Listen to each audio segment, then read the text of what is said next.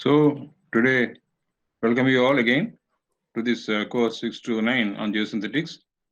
We are going through the unit 1 overview.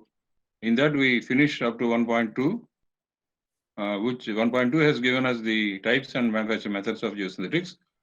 Today we will try to see what are the functions which these various types of geosynthetics perform, and the way in which they are manufactured. They also have obviously some engineering properties arising from manufacture. We'll try to see what's the linkage between this manufacture, the engineering properties arising out of it, and the functions the different kind of geosynthetics perform. So before that, let's very quickly review what are these methods, what are these types actually. We spent a lot of time in trying to do that, but I want to summarize today what are the various varieties which can come out of the manufacturing process or the raw materials and various other things now. If you just look at only geotextiles, which is the beginning of the subject of geosynthetics, actually, we find that there are many things which are possible. One is based upon polymer type, and the second is based upon the fiber types or yarn types. The third thing, of course, is fabric types. Okay, so in the polymer types, we have already seen that there is polypropylene and polyethylene. Both are obviously what we call as polyolefins. They belong to the general family of polyolefins. And then polypropylene and polyethylene. There are varieties in this also. We have seen that the polyethylene is usually at least two types. That is the low density polyethylene and high density polyethylene. High density polyethylene is very common in manufacture of our own geomembranes. And there are also other kinds of polyethylenes like low density polyethylene and low density polyethylene, and many other kinds of things like this now, linear low density and things like this. Okay, then also we got natural fibers, jute and coir, and fiberglass. Okay, then in the fibers also we have seen that there are staple fiber, that means cut pieces of these filaments. Then there could be continuous filament, or there could be monofilament or tail filament. Three types I have explained to you last time. And then the yarn obviously is very rarely single filament, a monofilament. Usually they are multifilament. Then in the fabric type, we said there are two types. One is the woven kind of geotextile, and there is a non-woven kind of geotextile. And we said these are obviously into various varieties. The most common ones being the needle punch variety, and also the thermally bonded or heat set non-woven. And we don't use it very commonly, but also there is a chemically bonded variety, which is not commonly used in our kind of thing. Then we said we use a word like knitted also. A knitted word is knitting process is what we use, but it doesn't form a geotextile. It is used, I have shown you last time, used in making a composite, reinforcement composite. Then we also use calendaring actually, which means using hot rollers during the fabrication of this material, which makes the surface actually pressed sometimes thermally, and also binds the various fibers if it is a non-woven geotextile. So these are the various, there are multiple varieties of these things. That's what makes it interesting. Then in the overall kind of thing, we had just now seen the geotextiles, various varieties. Then there are geonets, which are different types. We have seen them also. Then there are geogrids, which we have seen uniaxial, biaxial, rigid, and flexible. Now, do you remember the difference between uniaxial grid and biaxial geogrid? Do you remember what is the difference between a uniaxial grid and a biaxial grid? Yes? Any idea? Can you tell me what is the difference between these two? Uniaxial grid is what looks like, what looks like this. The openings are obviously oblong kind of thing. And these are tensioned membrane, you can say. These are the tension members actually, because of the way in which they are manufactured now. This, the molecules in this are orientated in this direction, in the longitudinal direction like this now. That is why the strength in direction is very high. And these other junctions actually will help us try to contain this basically. So you see that they are quite thick. So that means in this area, obviously, there is no orientation happening. Basically. So maximum orientation is here, that's why it is very thin, and then less and less. And finally, we are defining the strength also, we have seen last time. So the strength in this longitudinal direction or uniaxial direction is very high. And in the other direction, perpendicular direction now, the strength is very, very low. It's only kind of working strength it's having actually.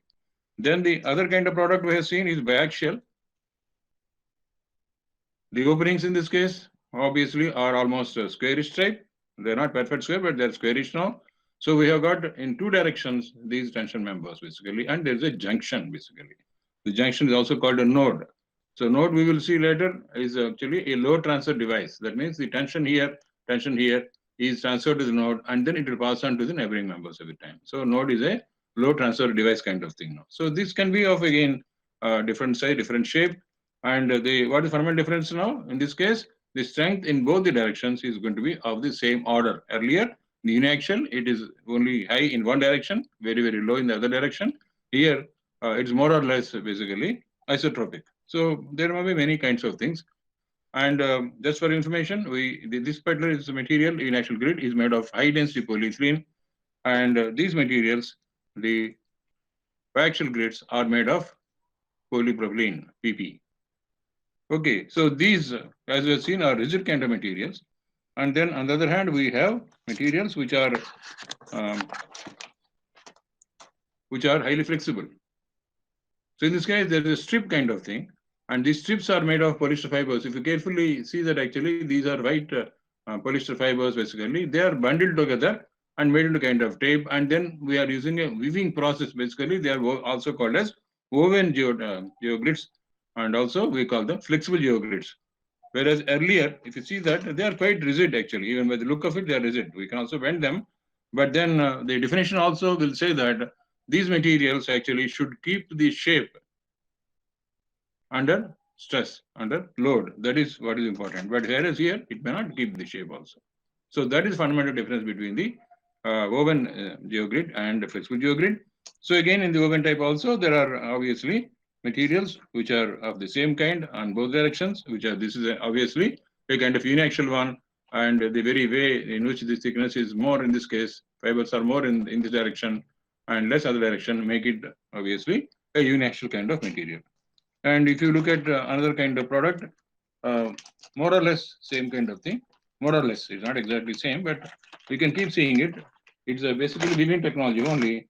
So we will find that the material is going to be of different kind of things. It depends upon what kind of strength you want in each direction actually. So these are all, we can say flexible geogrids now.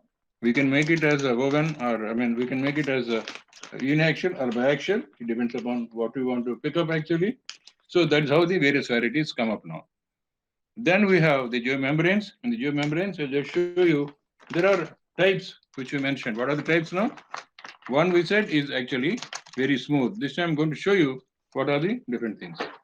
So earlier we looked into a membrane which is obviously smooth in both directions, in both sides actually. Very, very smooth one. Thickness can vary usually between 0.5 to 2.5 millimeters.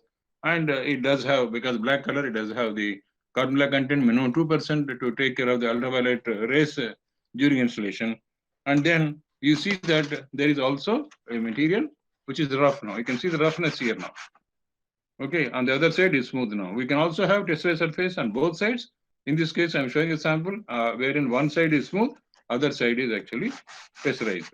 I don't have a profiled picture here, but then what also is important is for us to really use it in the field, in canal or in landfill lining, when we want no leachate should go out or no water should go out now, we need to bond them also together. So you can see this how the bonding is done. So bonding is going to be very important for us. That is, bonding also is by thermal seaming only. We'll talk of that when we get into the subject now. So then we have had what we call as a geostrap. So what is the difference between geostrap and geogrid? Obviously, geogrid has got an aperture basically. Here is a strip only, and I have shown you last time also. So these are all the polyester fibers which are very strong basically, bundled together in bunches, and then all of them are coated actually, usually with PVC, or sometimes in the early days it used to go to bitumen also. So these can be varying up to 200 millimeters also, and they come in different kind of strengths actually. So this strength is obviously one direction. This is a strip. It's also called as a strap basically. Then we have the geocells. The geocells are something like this, and that means they come in a compressed form, and you can open them actually. So once you open them up, you have a number of these cells coming out, and obviously the surface here is very rough.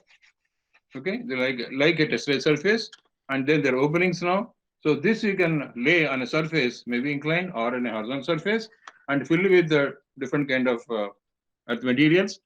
And if you pull up the stones, naturally, if at all water is going to get into this, it will escape through the openings now. So it is a design structure. And what we are bothered about is what is the kind of material we are using now, and what is the kind of strength of the strip now, and then how well this welding at the junctions is going to take place. I am only showing you one cell, but there will be number of cells actually. And this also comes in different thicknesses or heights. Supposing I'll show you another one wherein the height is much larger. We can see this. The height is much larger, and you can see multiple cells also actually in this case. So then they can come up to even 300 millimeters height also. 15 centimeters very common, but you will see actually these are very heavy. And obviously in geosynthetics now, what is the major cost? Major cost obviously is coming by the weight, what we call as grams per unit area, grams per meter square. That is the main thing now. They're very heavy, and the next cost is going to be obviously the processing cost, and then of course the marketing and other kinds of things are there. But the basic weight being so heavy, basic mass material is being very heavy. In fact, we also skipped the nets also. We have seen one simple net earlier. This also I have shown you. And so one other kind of net here now. I'm sorry, I forgot to show one more grid also. This grid is what I have shown you as a welded grid. The welding is here, and naturally again this strip and these strips are put together, and by thermal welding only, heat welding only, and apparently looking a very thick solid kind of thing, cylinder. It is not orientated polymer actually. So because of that, it is about very low strength, as low strength as 5 to 7 kilonewton meter. Whereas even for geotextiles and geogrids and other kinds of things, the strength could be in almost going up to a few hundred kilonewton per meter, and it could be also sometimes more than 1,000 kilonewton per meter. That is the kind of strength we are talking of. So we have seen actually, by and large, what is the kind of material we are thinking of for a membrane, for a geocomposite. So what is this composite trying to do? This composite has got on one side a geotextile, so another side we got a geotextile. That means the net which is there at the center is sandwiched by the geotextiles. What are the geotextiles now? These are non-woven now.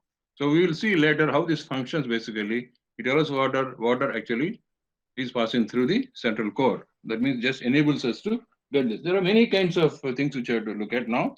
So if you closely look at now, we will see the differences later in course of time. So we have a net which is different than, let us say, a net which is different from this. So it all depends upon what kind of net. Is it a 3D net or 2D net now?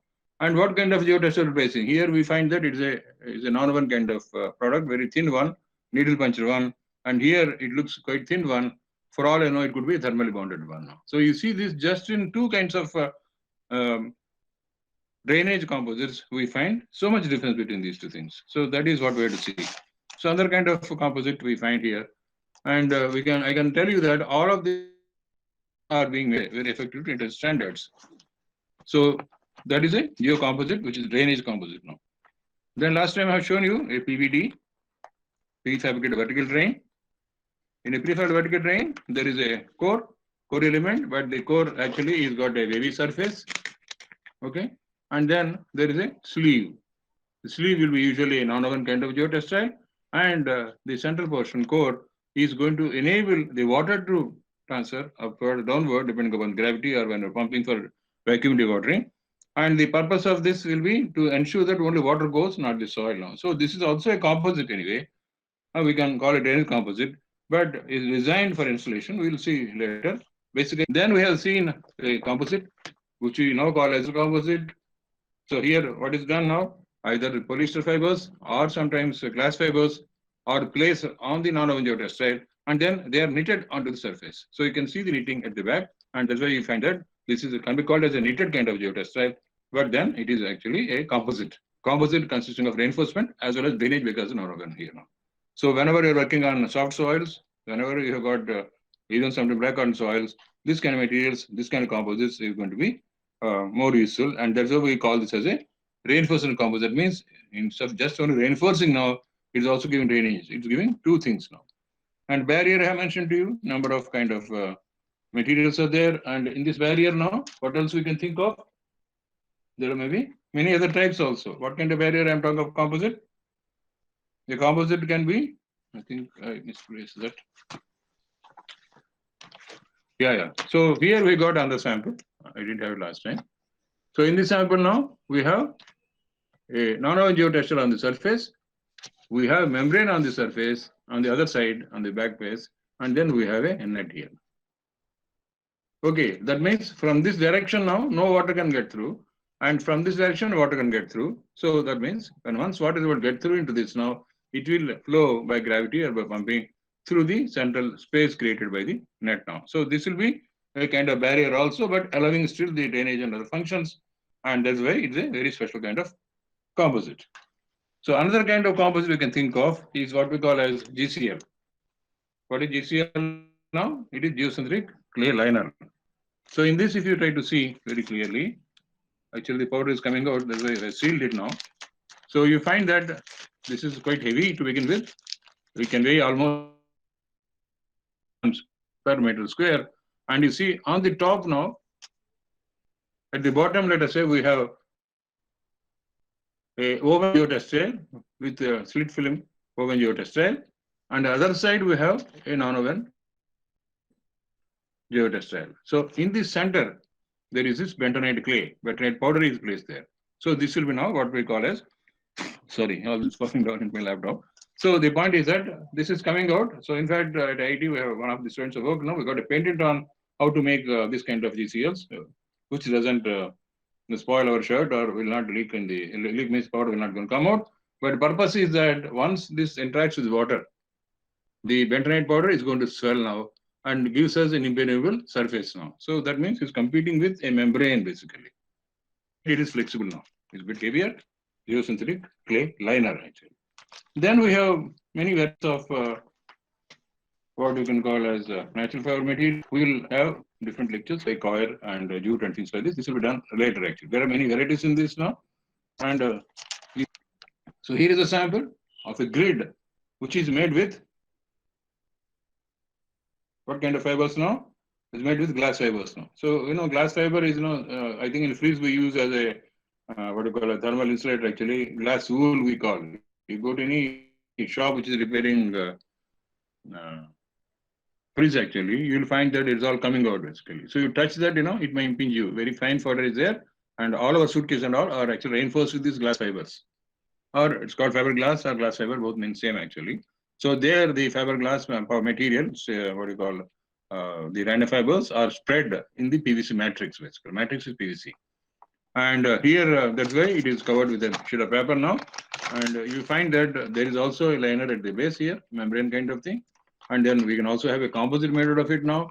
And one has to carefully handle it now. And this, because of glass fiber now, the strength could be enormous kind of thing. But we should understand that. They are difficult to handle because the glass fiber is very brittle material. So it is good in, you can say, improving the surfaces, the bitumen surface of the airport pavements. They're not expensive, at least they're very expensive, but these are being made, world-class material being made in the country. And you can see it, as I told you, manufacturing also and use also in most of our airports now, whenever they are meant for renewal, they're all using these glass fiber products now. So you can say it is a glass fiber grid and or glass fiber composite. Okay.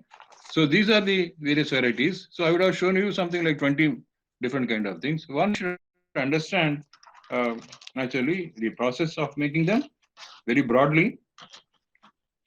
And then also why the properties are emanating out of it. So I will show you at the end now a simple video which tells you the process involved. Actually, textile technology is a very fascinating subject. It fascinated me from the beginning. That's why I spent more. And the intricacies of how the product is going to come out, you can start with understanding the way of making the non-woven geotextile. The entire video we can see, but that we'll do at the end of the class. I was mentioning to you that one of our students at IIT Delhi of the textile technology department had done wonderful work long ago. I will just quickly show you what is it he has done. It's very interesting for us to understand, though I'm going to spend extra time on this, but I think it's worth noting what all he has done actually. Just one second.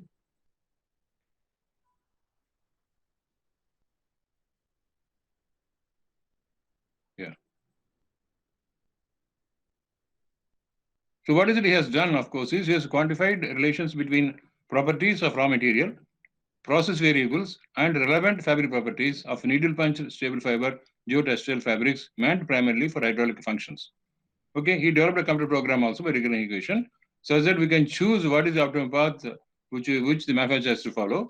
And he has actually, what he has done, he has used five parameters, what we call a fiber fineness, the fiber length, we're talking of stable fiber, the fiber length, and then the areal density of the material. That means ultimately it's going to give you the unit weight per unit area, and then the depth of penetration of the needle and the punching density. So using this now, in fact, he spent a lot of time. He spent 7 years because at IIT we didn't have the equipment available at in Bombay only. So he went there, set up the machine, and ultimately what he has done, he has actually made 59 fabric samples of polyester and 36 samples of polypropylene, and all this by needle punching himself. He did the work himself. I mean, it's not given to anybody else. He himself made these fabrics now, and this is what he has done. Each of the parameter now, suppose the variable is fiber fineness now. So he has taken the center point. The variation is from 2.1 to 6.88 microns or whatever it is, deniers. And then center point is 4.5, like that. Professor Banerjee made him, the work is done by day, PK day. And the main guide, of course, is Professor V.K. Banerjee, with whom I had a close association. Even now I have close association with him to understand the rudiments of pressure technology, which is fantastic. And so he made the experimental plan, actually, what input variables. So like this, he has used all the 5 variables and 5 different kind of range of parameters for this now. And with all the things now, what is it he has done? Just look at that. So he actually conducted 20,000 tests. That means he made these various fabrics, about 80, 90 of them, polypropylene and polyester.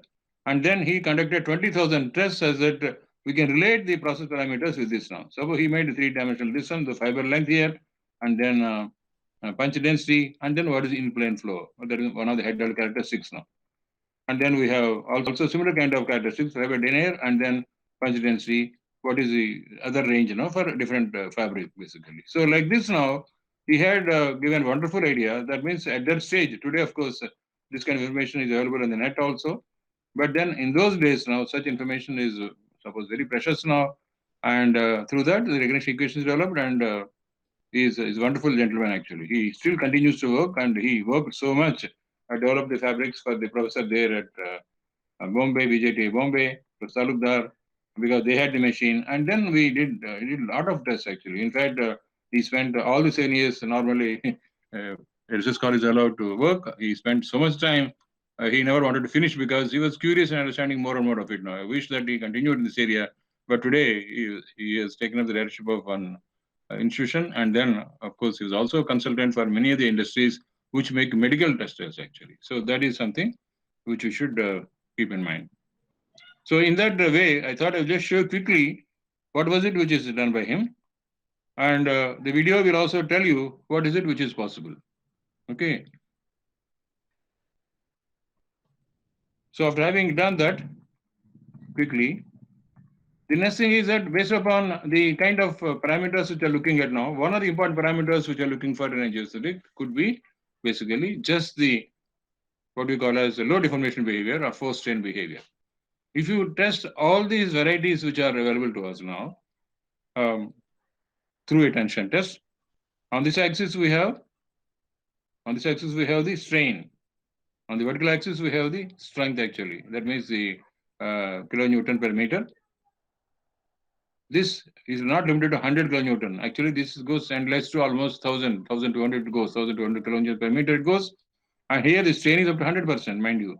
That means there are a few of these geotextiles, which we can call as non-woven geotextiles, whose strength is maximum strength probably could be up to around 20. The range of strength is only 20 kilonewton per meter. And their failure strain, what you call as elongation failure, is up to 100% also. So that means they don't gain any strength at all. They are not good for strength. We'll see how good they are good for certain other things now. Whereas the other kind of materials, the geogrids, the glass grids, or the strong woven fabrics now, we find that they can go up to even 100 or 1,000 kilonewton per meter. And all this is happening at a very few percent strain, just only 1 to 2%. That is where we are able to use them in our engineering behavior. So we'll just go back now. So all of you have seen this diagram? Hello? Yes, sir. Okay. So we have this on the x-axis, on the horizontal axis, we have the strain, the tensile strain, and we have the tensile force, you can say, in kilonewton or kilonewton meter, tensile stress, you can say. And then what we are to say is that there are materials like non-woven geotextiles whose percentage failure, elongation failure. So two things we have seen from our previous discussion, that the various kind of geosynthetics can have highly varying sustained behavior under tension. The strength can go up to more than 1000 kilonewton meter, and the failure strain can also go up to 100% also. And the strength also is varying between, it's anisotropic in the two directions which are thinking, it can vary. That is one issue which you have to always remember, that various kind of geosynthetics give us varied sustained relationships. And this was not a concern for textile people actually. They're not bothered about it. So here we are bothered about the sustain curve. That means we are bothered about the modulus also. They are not bothered about modulus now. They are bothered about the ultimate value of the strain or ultimate value of the strength and things like this, and on which they have other parameters to decide the use of the fabric for apparel or industry. The other thing, of course, which was also seen is that the particularly nano geotextiles are, of course, highly permeable in the sense that they have openings of different size and different shape and different thicknesses, and that makes it amenable for certain function now. So, and of course, a third variety is wherein you don't have water to flow. You can't allow any water flow. And in this range of things now, we can say that by virtue of the manufacture, by virtue of our picking up our project, our manufacturing process, and by virtue of picking up the kind of polymer and its treatment now, today we will quickly see that there could be five functions, what we can call as five major functions performed by geosynthetics now. And we should also keep in mind why we are talking about these functions, because the design which we are going to do is by function, which we will see illustrate tomorrow also when you go further in the subject now. And then separation, barrier, filtration, drainage, reinforcement are the five primary functions. There are other functions, important functions performed by the geosynthetics, various kind of geosynthetics now, and it could be surface erosion control, protection, and stress relief now. And it is very important for us to see what exactly we want the geosynthetics to perform. That's why we should know what exactly these words mean. And to describe this very clearly, the ISO has given a pictogram actually. And in this pictogram, these are the forces or loads which are going to come on system now. And the subgrade or soil is what is there. The structure which is mentioned here now. So the typical picture which we should use as standard basically. If you look at separation as a first function, we will find that there could be, just illustrating a kind of pavement structure wherein there is a subgrade and then aggregate is there, which is placed like a subbase is placed and interposed with a geosynthetic now. So what it's trying to do? It is trying to separate two dissimilar materials. So that is what the separation really means. A geosynthetic placed at the interface between two dissimilar geotechnical materials functions as separator when it prevents these materials from mixing under the action of applied loads. That means in this case now applied loads are also cyclic loads also come there. So when the subgrade is soft, when water table is high, the clay material is going to mix up with the aggregate at the top now, on the top layer of the bottom layer of the aggregate, like subbase. And so this is going to prevent such movement basically. So that is why it's called separation, preventing the mixing of two dissimilar geological materials, which mean in this case aggregates and the soil subgrade. Something like this now. So how it is performing, we'll of course discuss in greater detail as we keep doing. Uh, See the applications also. The second application, second function is what we see as a barrier now. Barrier really means that, so this is barrier you can imagine now, and water is stopped here. All the water bubbles are actually stopped here now. Okay, so that means it is not going to allow this material of geosynthetic is not going to allow this movement to, this water to come down.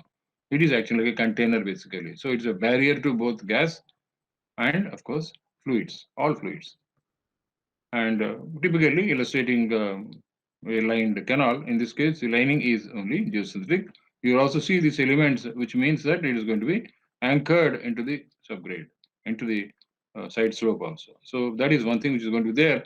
The actual sketch is going to be more complicated than this because how it is going placed and how it's going to be seamed and what is the base we're going to provide. All the details are required. So this is only a kind of functional sketch.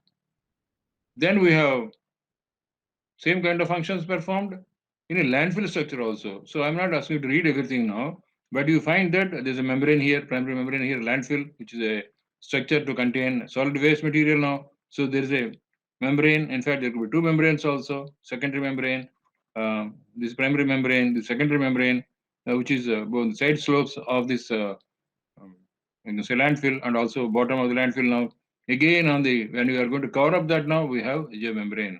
And mind you, sometimes we also have a GCL, geosynthetic liner now.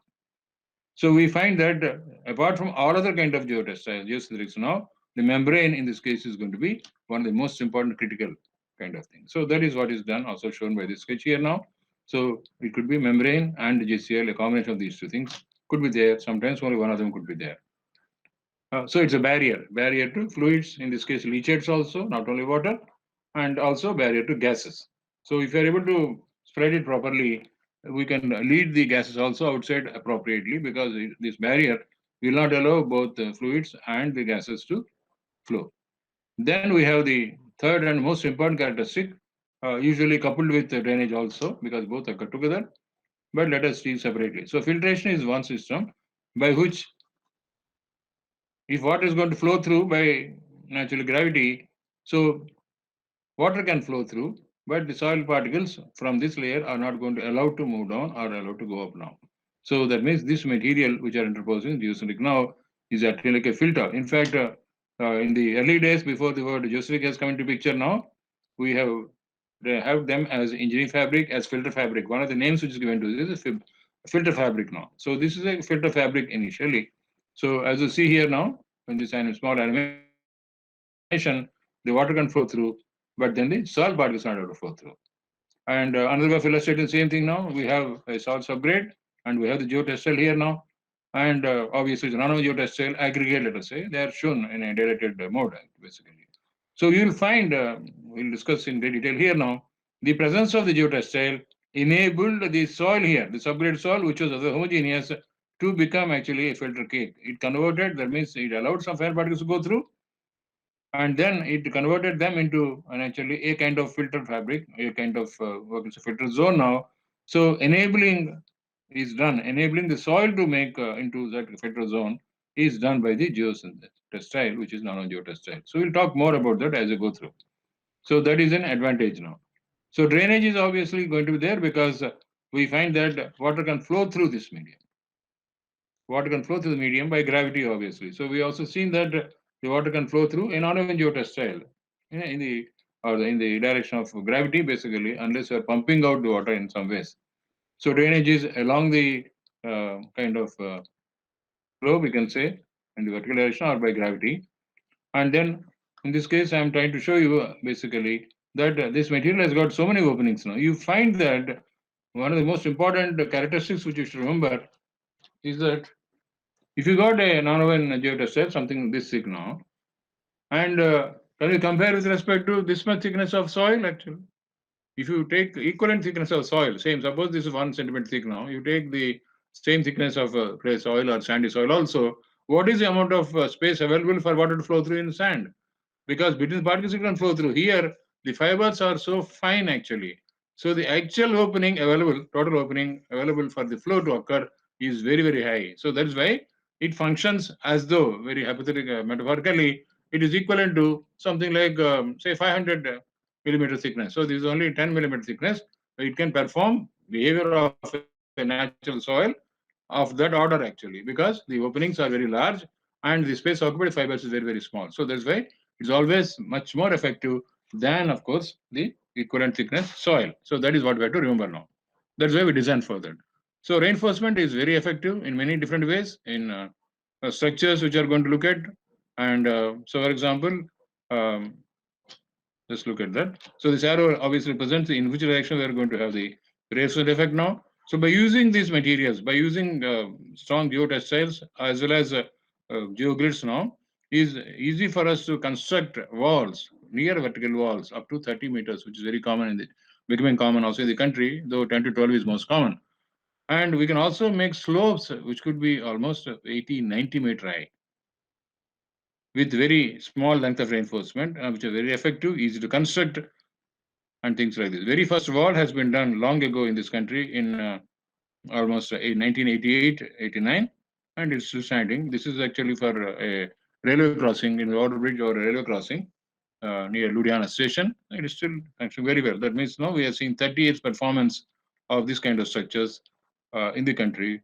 Wherever I was involved, it's more than 20 years also in some cases. Then we can also place them horizontally within a pavement layer actually. So in this case, it is spreading the load over wider area by virtue of that grid structure as I mentioned, through the tension bars actually. It is able to spread the load over wide area. That's why the distance below is going to be small.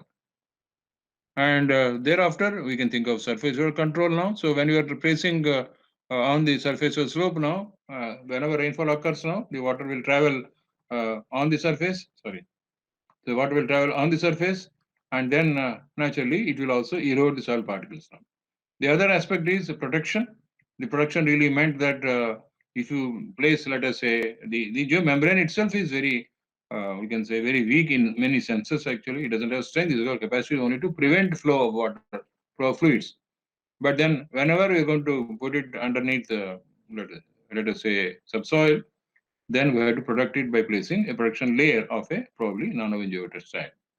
And then stress relief like this we can do. If you got a pavement which is damaged, concrete pavement which is damaged now, and you want to put another layer of improvement of flexible layer now, flexible pavement layer now, and unless you interpose a geosynthetic in between, these cracks are going to go up basically, which is going to lead to failure. So there is a stress relief layer of geosynthetic which is going to be placed. This is called AIC basically in our Indian parlance.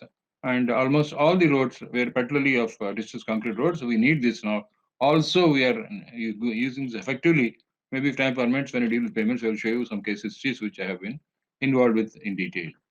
So what is it you find is that on this side, we got all the geosynthetic types now.